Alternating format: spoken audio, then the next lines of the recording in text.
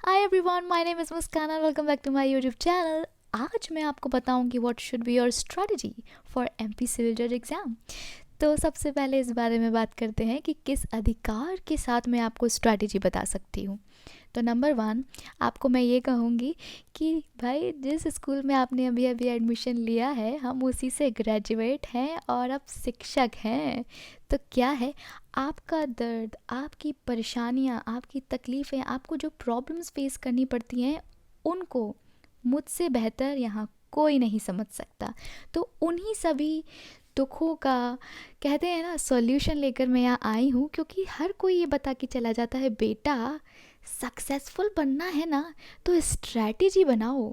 अरे हम सबको पता है, बट स्ट्रैटेजी बनाओ ये शब्द सब जानते हैं, लेकिन आखिर कैसे, ये कोई आपको नहीं बताता।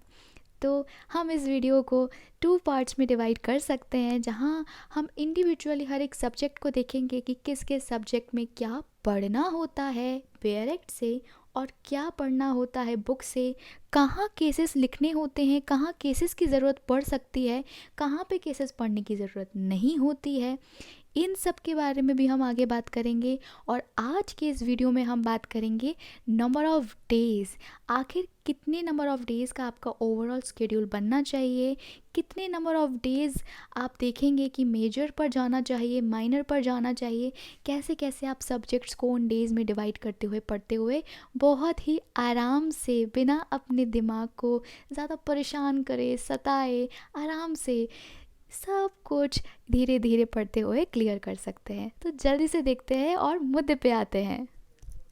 सबसे पहले वो एक्ट्स जो मेजर हैं, देन वो यहाँ पर हैं जो माइनर हैं। अभी ये क्या है, ये वो एक्ट्स है जो कि मुझे ऐसा लगता है ना कि बड़ा कन्फ्यूजन है यार बॉस, ये माइनर है या मेजर है। तो एक काम करते हैं, इनको हम बीच में रख देते हैं, like medium size acts. Okay, so आपको जो मैंने कहा था थोड़ी देर पहले, there is a trick. What is that trick? Basically जब भी आप पढ़ना शुरू करते हो ना, अगर मैं आपको बोल दूँ डे वन में और वैकेंसी आ गई है, अब तो आपको पढ़ना है जोश में, आप फर्स्ट डे क्या करोगे, 10 दिन नहीं, सॉरी, 10 आवर्स पढ़ लोगे, या हो सकता है 12 घंटे भी पढ़ लो, और बहुत बहुत जो एकदम अनोखे बैठे हैं यहाँ पे वो 14-16 आवर्स भी पढ़ सकते हैं, कोई बड़ी बात नहीं है। But this is not going to work for you. आप पहले दिन 10 आवर कर लोगे, 12 घंटे कर लोगे, फिर जस्ट सोच करके देखो, अगर मैं आपको एक साथ बोलूँ, अभी आपकी डाइट जो है वो 1 रोटी की है, और अगर आपको मैं बोलूँ भाई आपको 5 खानी है, तो क्या आप एक साथ उठा करके खा लोगे? नो, आप या तो बीमार पड़ जाओगे या कुछ तो गड़बड़ी हो जाएगी। तो आपको करना क्या है, ठीक है? सो बेसिकली आपको अपने दिमाग को ना बस थोड़ा ऑल इज़ वेल करते हुए ट्रेन करना है। कैसे? यहाँ से शुरू करना है, माइनर से, थोड़ा सुबह, थोड़ा शाम को, ठीक है? ये क्या है, नंबर ऑफ़ आवर्स, बस। क्योंकि ये माइनर है, बहुत छोटे छोटे एक्ट्स हैं। सुबह 3 घंटे में आपने मान लो 1 से 25 पढ़ लिया, 26 से जितने भी नंबर ऑफ़ सेक्शन पे ख़त्म हो रहा है वो आपने पढ़ लिया, ठीक है? ऐसे करते करते आपको पर डे आपको टारगेट बनाना है कि ये 4 सब्जेक्ट है माइनर, मुझे ये 4 दिन में कंप्लीट करने हैं। बस just make a small small targets, no, just small targets. 4 दिन का टारगेट रखो, 4 सब्जेक्ट ख़त्म करने का, ठीक है? अब क्या करना है, 5th डे उठा करके इन सबको रिवाइज करना है, ठीक है? एक दिन में कर पाओ तो ठीक है, नहीं तो चलो एक दिन और ऐड कर लो, ठीक है?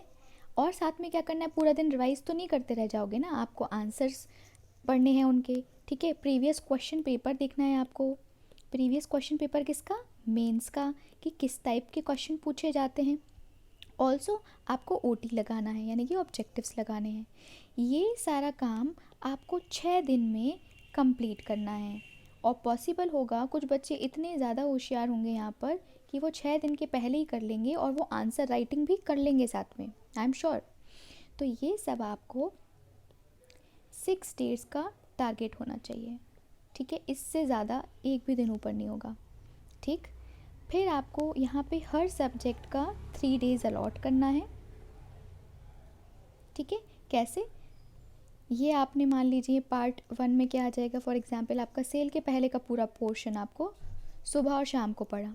फिर अगले दिन क्या करना है, अगले दिन उठाया आपने सेल मॉर्गेज पढ़ लिया। फिर एक दिन और है अब आपके पास, तो लीज से लेकर के आपने एक्शनेबल क्लेम तक करा। फिर कॉन्ट्रैक्ट पार्ट 1 पार्ट 2 2 दिन में ही हो सकता है कायदे से तो, बट एक दिन और आपके पास एक्स्ट्रा है ओटी लगाने के लिए मान लीजिए। फिर एविडेंस ऑलरेडी 3 पार्ट्स में डिवाइडेड है, तो डिवाइड ईच पार्ट कैसे, हर एक दिन एक पार्ट कंप्लीट करते जाना है। MPLRC को आपको डिवाइड करना पड़ेगा, ठीक है। सो इस तरीके से अगर आप देखेंगे तो ये आपके निकल के आएंगे करीब करीब 12 days. Make it 15 with OT and extra लेकर के, रिवीजन लेकर के 15। तो यहाँ पे यार आपका करीब, मैं ब्रीफ अगर आपको सोचूं, ज़्यादा नहीं राउंड ऑफ कर दें, तो 20 to 21 डेज़ मैक्सिमम आपको लगना चाहिए ये 8 सब्जेक्ट कंप्लीट करने में। तो एक ट्रिक तो आपकी ये थी कि आपको अपने माइंड को हल्का हल्का हल्का ट्रेन करते करते ऊपर बढ़ना है। एक दिन में इकट्ठा खाने की कोशिश नहीं करना है, लाइक एक साथ खाने की कोशिश नहीं करना है, slowly go slow, okay. And second is, जब आप देखोगे ना आपके जो वॉल पे आपने एक बड़ा सा लगाया होगा सब्जेक्ट का लिस्ट, और उसमें बड़ा मज़ा आता है यार जब आप देखते हो ना, आय हाय ये सब्जेक्ट भी हो गया, नंबर 2 भी हो गया, 3 भी हो गया, 4 भी हो गया, और ऐसे आप देखोगे आपके 8 सब्जेक्ट कंप्लीट हो गए हैं विद इन 20 डेज़। तो जो कॉन्फिडेंस आपके अंदर आएगा ना, वो ऐसा आएगा बस अब तो कर गुजरने की हिम्मत आ जाएगी, और आप देखोगे 5 दिन में आप इतने बन जाओगे कि 5 डेज़ में अब आप मेजर सब्जेक्ट ख़त्म करने लगोगे, ठीक है। अब आपके अंदर वो जोश होगा कि आज बस चले ना तो पूरा कॉन्स्टी मैं आज ही कर दूँ। हालांकि वो पॉसिबल नहीं है, just give them a little bit time, in subject को थोड़ा टाइम दो, थोड़ा सा पढ़ो, डीपली पढ़ो, ठीक है। क्यों? क्योंकि ये बहुत इंपॉर्टेंट सब्जेक्ट्स हैं, आपका वेटेज बहुत है इनका प्रीलिम्स में। मेंस में तो खैर सबका इक्वल जाता है, बट आप देखेंगे प्री में और इंटरव्यू में इनका बहुत ज़्यादा वेटेज होता है इन सब्जेक्ट्स का। तो इनको इत्मीनान से आराम से बैठ करके आपको पढ़ना है। तो 5 to 6 डेज़ का भी अगर आप रखोगे ना, और मान लो उस टाइम तक आपका कोई डेट नहीं आता है एग्ज़ाम का, तो आप इसको एक्सटेंड कर लो, आप इसको हर एक हफ़्ता डिवाइड कर सकते हो।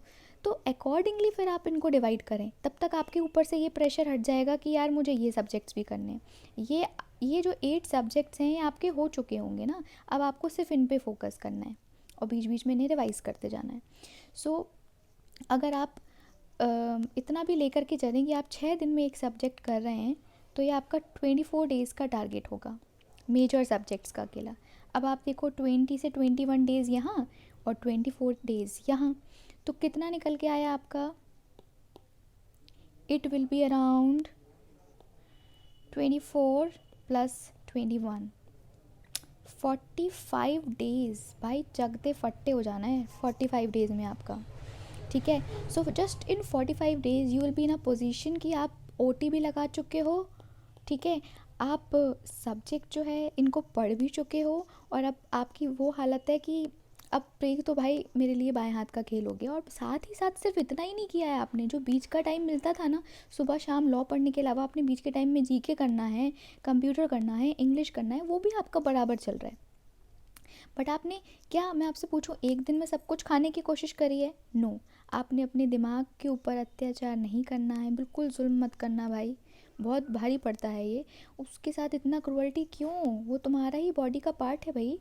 आराम आराम से जा कर के आपको अपनी प्रोग्रेस धीरे धीरे बढ़ाना है, और फिर उसके बाद आपको बड़े सब्जेक्ट्स पे जाना है, कॉन्फिडेंस लेते हुए, कॉन्फिडेंट होते हुए, ठीक है। वो जो आपके अंदर कॉन्फिडेंस आ जाएगा ना जब ये 8 सब्जेक्ट होंगे, वो अलग लेवल का होगा, ठीक है।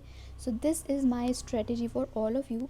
अच्छा, इसमें एक चीज़ ये है कि ये वो बच्चों के लिए काम करता है जिन बच्चों ने एक बार एटलीस्ट इन सब्जेक्ट्स को पढ़ लिया है, ठीक है, या पूरे नहीं तो एटलीस्ट 8 से 9 सब्जेक्ट्स तो आपने पढ़ ही लिए हैं, ठीक है।